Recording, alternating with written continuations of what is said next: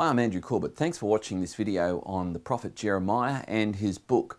This is Jeremiah part 10, and at this rate we will be finished in about 2016, which is pretty much on track. So we're right on track. So we're looking at Jeremiah. He's the second of the major prophets. You recall that Jeremiah prophesied, in the time frame of prophets, he was after Isaiah. During Jeremiah's ministry, the prophet Ezekiel came up about halfway, sort of right toward the middle end of Jeremiah's prophecy. The prophet Ezekiel begins to feature just in that timeline. And we have Jeremiah, this extraordinary man with an extraordinary message, who is top of the list when Jesus says to his disciples, "Who do people say that I am?"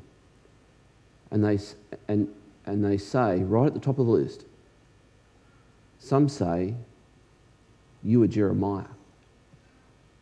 You've got to wonder, why would they say that? What was it about Jesus that reminded the public of Jeremiah? And I think in this section, and that's what I'm trying to do, I'm trying to look at the prophetic utterances of Jeremiah in sections, and we're going from verse 5, and you'll be thrilled to know that we're actually going to make our way to the end of this chapter. Opening verse of this section, Jeremiah chapter 4, verse 5.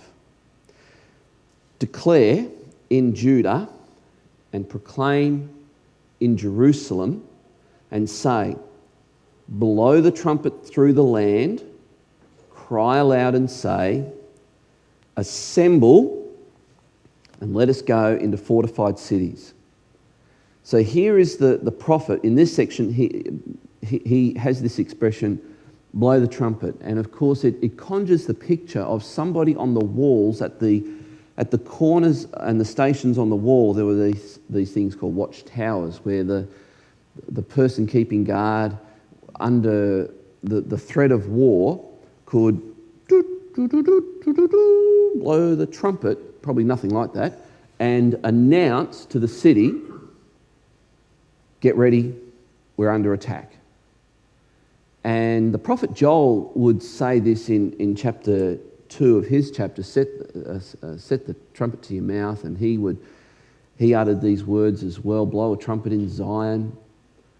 And here's Jeremiah saying the same thing. In other words, something is about to happen. Now, if you've read the book of Jeremiah, if you know the history of Jerusalem and Israel around this period, you read this and go, well, yeah, because they're about to be invaded. We know that. They didn't.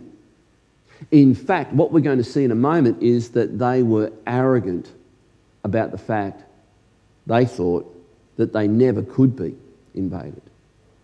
They thought that God's presence exemplified in the temple meant that this was like some sort of good luck charm that meant no one would ever attack them.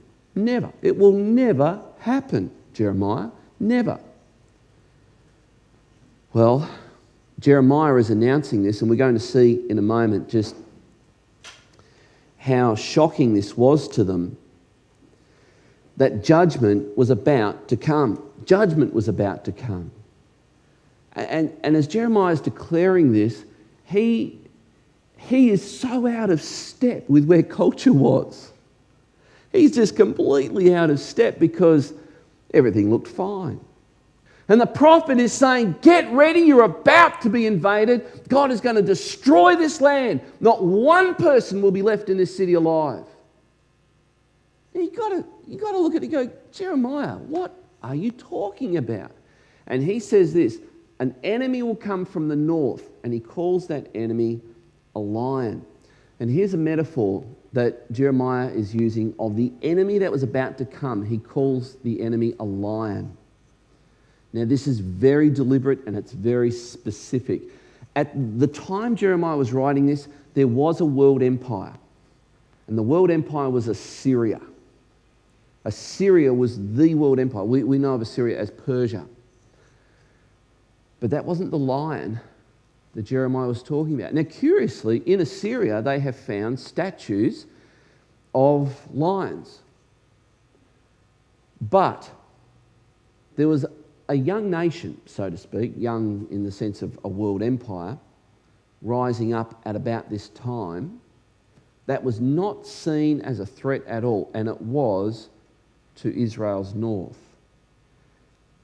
And as it was forming under its leader, Nebuchadnezzar, it adopted an emblem.